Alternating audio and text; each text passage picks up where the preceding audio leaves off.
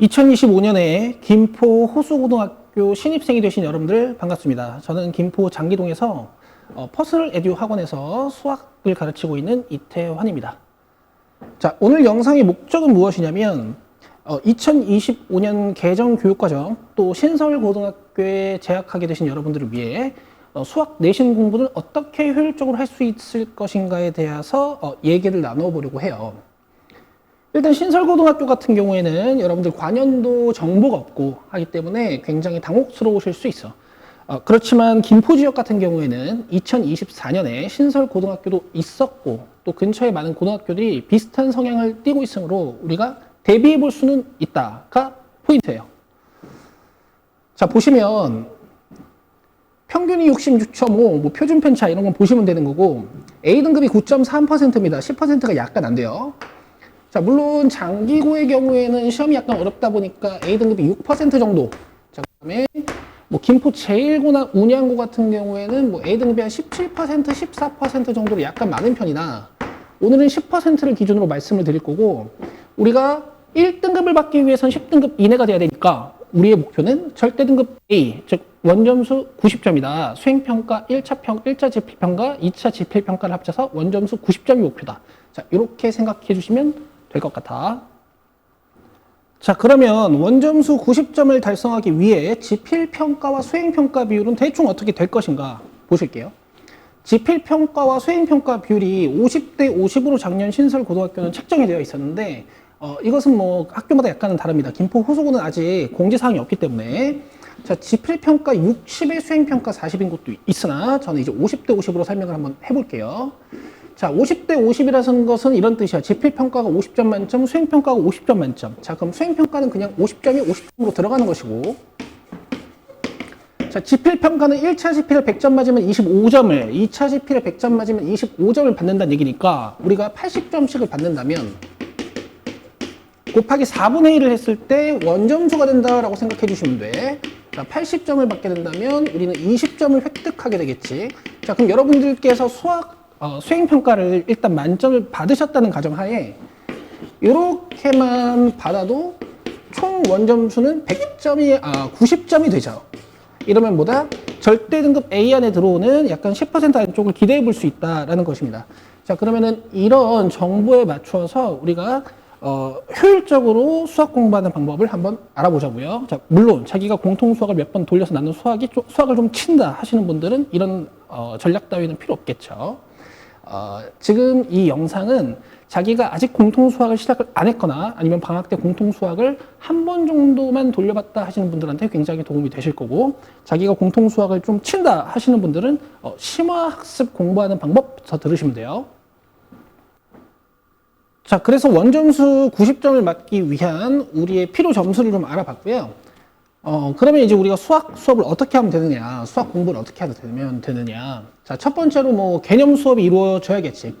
개념 수업은 여러분, 지금 자기가 듣고 있는 학원에서 진행을 하시던가 아니면 인강으로 진행을 하시면 되겠죠. 저희 학원 학생들은 저랑 함께 하면 되고. 자, 그리고 여러분, 교과서로 진행하는 것은 안 돼요. 자, 교과서로 진행할 수 있으나 교과서와 함께 시중 교재를 사용하셔야 됩니다. 자, 그 다음에 이제 유형 완성 수업이에요. 추천 교재는 마플 시너지 스텝 1, 그 다음에 스탠들, 그 다음에 개념 원리 RPM인데 이 중에 한 권 또는 두 권만 진행을 하시면 되고 저는 이제 마플 시너지를 가장 많이 추천드리는데 그 이유는 유형이 가장 많고 문제가 가장 많습니다. 하지만 이런 분들 계세요. 문제가 너무 헤비하고 문제 개수가 너무 헤비하고 많다 하시는 분들은 센이나 C단계 빼고요. 그리고 센비라는 교재가 C단계를 제외하고 나온 교재거든요. 자, 이런 것도 괜찮고 개념원리 RPM 많이들 푸시는 교재일 거야. 자, 이런 걸로 유형완성 수업을 진행하시면 됩니다. 자, 유형완성 수업을 진행하는 방법에 대해서 조금 자세히 설명드리고 싶어요. 자, 이거는 유형완성 수업뿐만 아니라 이제 다른 과목에서도 쓸 수 있는 방법이니까 잘 한번 들어보자. 자, 먼저 1회차에 문제풀이를 진행을 합니다. 자, 문제풀이를 하신 다음에 여러분들 뭐 하시겠어요? 채점을 하시겠죠?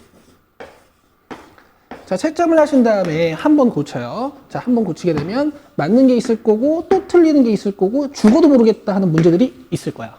자, 그럼 1회차 숙제가 이렇게 완료되고 나서 이 문제들은 저랑 같이 해결을 하시던가 아니면 답지를 보고 해결을 하세요. 자, 그러면 피드백이 완료된 문제들은 이렇게 별표를 쳐놓습니다.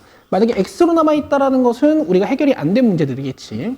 자, 그 다음에 2회차에 다시 유형 완성 수업을 진행을 합니다. 맞고, 틀리겠죠? 세모 치고, X 친 다음에 피드백을 해요. 자, 이러면 2회차 숙제가 완료가 된 거잖아요. 그 다음에 1회차 숙제들에서 별표 쳐놓은 문제들 한 번씩 더 복습을 하시는 거야. 자, 3회차도 마찬가지로 진행을 하시고요. 맞은 거, 그 다음에 틀린 거 다시 체크하시고, 피드백 하시고, 2회차에 틀린 거, 1회차에 틀린 거 한 번씩 복습을 이렇게 하시는 겁니다. 자, 4회차 때도 마찬가지야. 세모 치고, X 치고, 별들 바꿔주신 다음에, 3회차 때 틀린 거, 2회차 때 틀린 거, 그 다음에 1회차 때 틀린 거 복습을 이렇게 해요. 자, 그러면 지금 1회차 때 틀린 거는 벌써 복습이 몇 번 됐죠? 3번씩 됐죠. 자, 이렇게 하다 보면 문제가 거의 외워지던가, 아니면 이 1회차 때 했던 문제들의 풀이 속도가 굉장히 빨라져요. 자, 그렇게 되면 이제 5회차 숙제 때부터 저 1회차 정도는 날리는 겁니다. 자, 날릴 때 기준이 되는 것은 뭐냐면, 여러분들의 주당 수학 학습 시간이야. 학습 시간이 너무 오래 걸려서 내 주당 수학 학습 시간을 넘어간다. 그러면 앞쪽 1차, 회차부터 복습을 잘라내시면 돼요. 예를 들어 5회차 숙제를 하고 세모 치고 X 친 다음에 별을 딱 했어. 그럼 5회차 숙제가 끝난 거잖아. 이때 4회차, 그다음 3회차, 2회차까지만 복습을 하고 뭐 1회차 복습은 안 하는 거지. 자, 이러면 뇌과학적으로 여러분 저렇게 복습이 많이 된 문제들은 기억이 적어도 30일, 40일은 간다고 이미 과학적으로 밝혀져 있는 거고, 우리 학원에서 쓰고 있는 이 유형 완성 수업 방법이에요. 자, 이렇게 진행을 해주시면 됩니다. 자, 다음은 심화 문제풀인데요. 자, 요거는 자기가 진행할지 말지를 결정을 하셔야 돼요. 왜냐? 여기까지만 완벽해도요, 원점수 80점을 맞는 데는 문제가 없어. 문제가 없어. 자, 근데 심화 문제풀이를 하겠다 하시는 분들은 자, 이렇게 좀 결정을 해보시면 될 것 같아.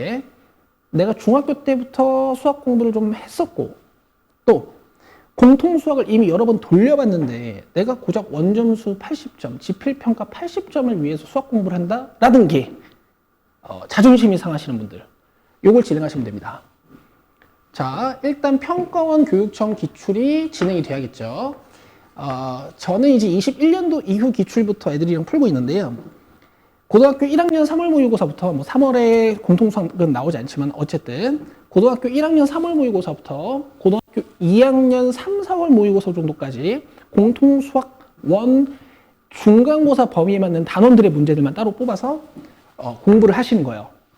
자, 그 다음에 마플 시너지 스텝 2, 3 문제들, 그 다음에 센 C단계 문제들, 그 다음에 유형내신 고쟁이라는 교재가 있어요. 거기에 있는 스텝 2, 스텝 3 문제들 굉장히 좋습니다. 문제 퀄리티들이 좋거든요.